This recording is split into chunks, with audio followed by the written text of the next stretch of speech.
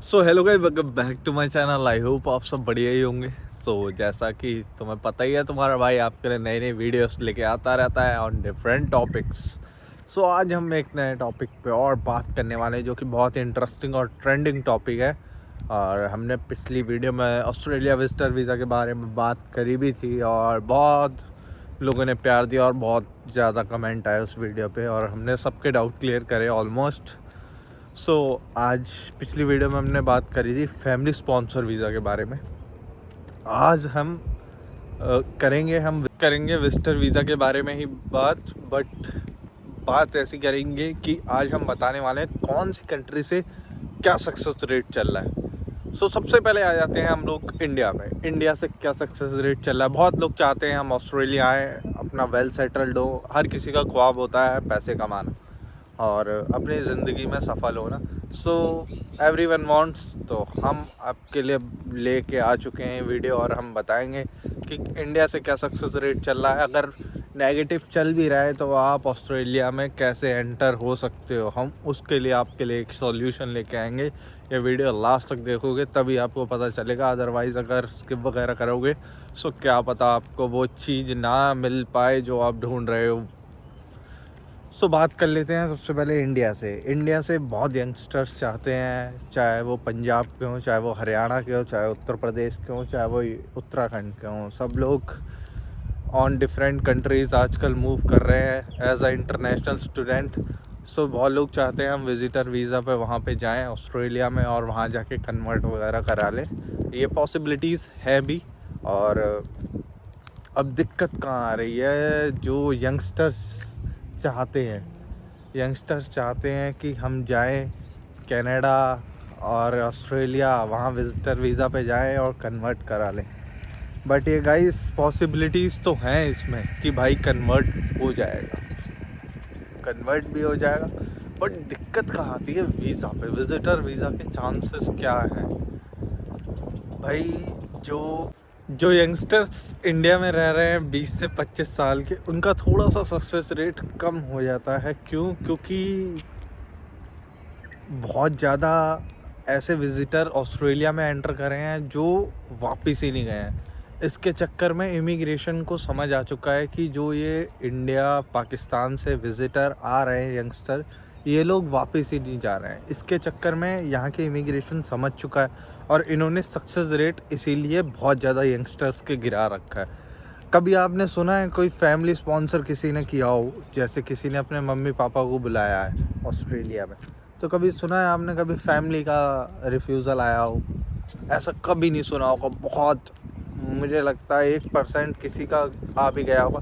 और ये कब आता है रिफ्यूज़ल वगैरह, जब फैमिली स्पॉन्सर में जब डॉक्यूमेंटेशन में दिक्कत हो, तभी ऐसा होता है। अदरवाइज़ मुझे नहीं लगता है कि किसी का रिफ्यूज़ल आता भी है इस केस में। अब भाई बात करते हैं मुद्दे की। भाई क्या इंडिया से वेस्टर वीज़ा लेना आसान है कि कठिन है? वीज़ा आ सकता है कि नहीं आ सकता है? सिंपल सी बात है भाई। जो बात कहने वाली है वो ये है कि अगर आपकी डॉक्यूमेंटेशन अच्छी है, देन आपका वीज़ा आ जाएगा। चाहे आप किसी भी एज को, नो मैटर्स आप किस रीज़न से जा रहे हैं, आपका रीज़न बहुत ज़्यादा स्ट्रॉन्ग होना चाहिए। रीज़न के ऊपर ही सारा कुछ डिपेंड होता है। आपने सुना होगा SOP, स्टेटमेंट ऑफ पर्पस के ऊपर ही आपका वीज़ा डिपेंड होता है।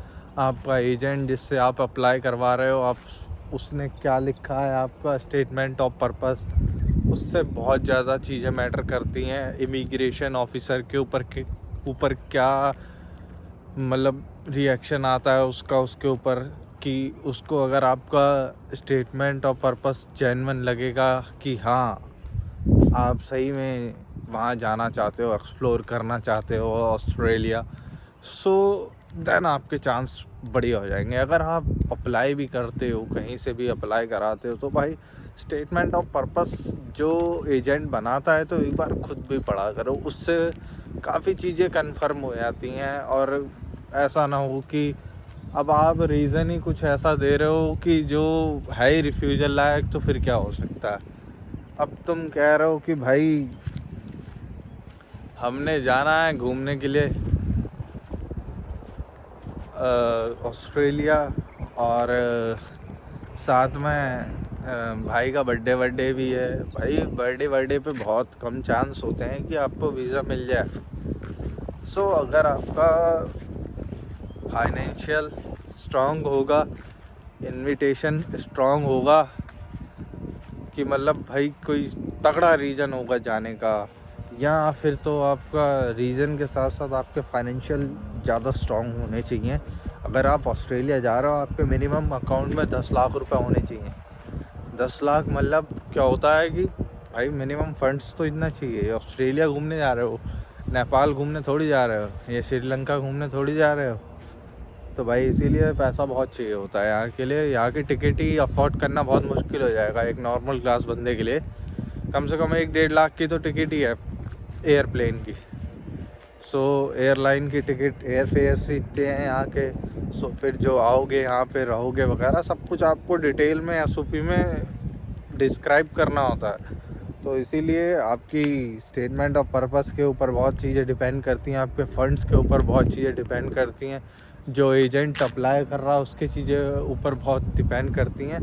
सो टोटली ये डिपेंड होता है आपके प्रोफाइल के ऊपर। भाई 20-20 साल के बच्चों के भी वीज़े आए हैं। ऐसा नहीं है कि लोग कहते हैं यंगस्टर का वीज़ा आ ही नहीं सकता, ऐसा कुछ नहीं है। मैं भी यंगस्टर हूँ, मेरा भी आया था, 20 साल का ही हूँ मैं भी। मेरा दोस्त है यहाँ रहता, वो भी विजिटर वीज़े पे ही आया था, वो भी 20-21 साल का ही है। सो भाई ऐसा कुछ नहीं है, वीज़ा आ रहे हैं, बस आपकी प्रोफाइल के ऊपर डिपेंड करता है। अगर आप कनाडा से, न्यूजीलैंड से अप्लाई करते हो देन और बढ़िया। ट्रैवल हिस्ट्री भी होना बहुत ज़रूरी है। ट्रैवल हिस्ट्री होगी देन चांसेस आर मोर, उन्हें पता चल जाएगा कि भाई हाँ तुम पहले कई देश एक्सप्लोर कर चुके हो। जैसे न्यूजीलैंड, कनाडा की ट्रैवल हिस्ट्री होगी आपके पास, दुबई की ट्रैवल हिस्ट्री होगी। So chances are more. Fresh passport पे थोड़ा सा मिलना मुश्किल हो जाता है भाई, क्योंकि फ्रेश पासपोर्ट वो कहेंगे डायरेक्ट ऑस्ट्रेलिया घूमना चाहता है बंदा। ऐसा नहीं, थोड़ा सा मतलब मिल तो भी जाता है फ्रेश पासपोर्ट पे भी, बट एक बंदे के लिए थोड़ा सा मुश्किल हो जाता है जो नया नया बंदा है 20-21 साल की उम्र में। और कोई ऐसे मतलब समझ जाती है, इमिग्रेशन इतने केस देख चुकी है ऐसे, तो वो समझ जाते हैं। तभी देखा होगा तुमने, सबका एक ही वो आता है रिफ्यूज़ल का reason, he will not go back. So भाई इमिग्रेशन समझ चुका है, इमिग्रेशन को पागल बनाना अब इतना आसान नहीं है। वो दिन में हम एक फ़ाइल लगाते हैं, वो दिन में हज़ारों चेक करते हैं। तो उन्हें सब पता है कि लोग कर क्या रहे हैं। तो इसीलिए इंडिया से success rate family sponsor visa में बहुत बढ़िया है, अप्लाई कर सकते हो। अगर आप थोड़ी एज कम के हो, होटल बुकिंग पे तो रह नहीं देना, खाली मूली ठप्पा लगेगा आपका, सच बता दूँ। और अगर आप यंगस्टर वगैरह हो तो फैमिली स्पॉन्सर वीज़ा ही लगाओ अभी तो फ़िलहाल में। सो इसी में ही चांसेस आपके बहुत ज़्यादा हैं, बाकी तो मुझे लगता नहीं है दूसरे किसी में आपका वीज़ा आएगा। और स्टूडेंट वीज़ा का भी थोड़ा ऐसे ही चल रहा है। स्टूडेंट वीज़ा का भी प्रोसेसिंग टाइम बहुत ही ज़्यादा लेट कर रखा है इन्होंने। वो तो चलो हम अगली कोई अलग से वीडियो बनाएंगे। कनाडा से बात कर लेते हैं गाइस। कनाडा का सक्सेस रेट बहुत बढ़िया चल रहा है। जो कनाडा से देख रहे हैं, कनाडा से आप अप्लाई कर सकते हो, विदिन 10 to 15 डेज़ लोगों का वीज़ा आ रहा है। प्रोसेसिंग टाइम भी बहुत बढ़िया चल रहा है। सो कनाडा से सक्सेस रेट 80 to 90% चल रहा है।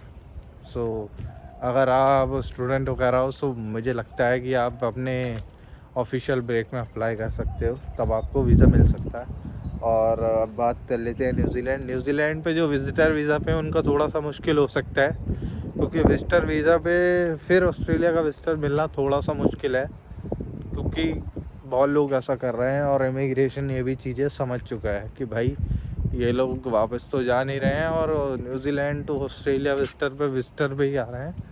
सो चांसेस आर वेरी लेस। और यूके तो अभी उसका तो कुछ कह ही नहीं सकते हैं। ऐसा मैंने सुना नहीं है अभी तक कोई यूके से आया हो, और नेगेटिव ही सुना है अभी तक मैंने। जो सक्सेस रेट थोड़ा सा पॉजिटिव चल रहा है वो कनाडा से चल रहा है, और न्यूजीलैंड से भी थोड़ा ठीक चल रहा है। यूके का इतना मुझे पता नहीं है, अभी मैंने ऐसा कोई केस देखा नहीं जो यूके से ऑस्ट्रेलिया आया हो अगर कोई मुझे इन्फॉर्मेशन मिलेगी तो मैं आपको दे दूँगा। बाकी ठीक है, अगली वीडियो भी हम बहुत ही इंटरेस्टिंग लेके आएंगे कि क्या क्या प्रोसेस होता है, क्या क्या रिक्वायरमेंट्स होती हैं, कैसे आप अपनी फाइल स्ट्रॉन्ग कर सकते हो। ये अगली वीडियो में सारा कुछ डिस्कस करेंगे। टिल देन बाय, और वीडियो को लाइक करना, कमेंट करना, और कोई भी डाउट हो सो मैं क्लियर कर दूंगा। बाकी मिलते हैं हम नेक्स्ट वीडियो में। Till then bye bye.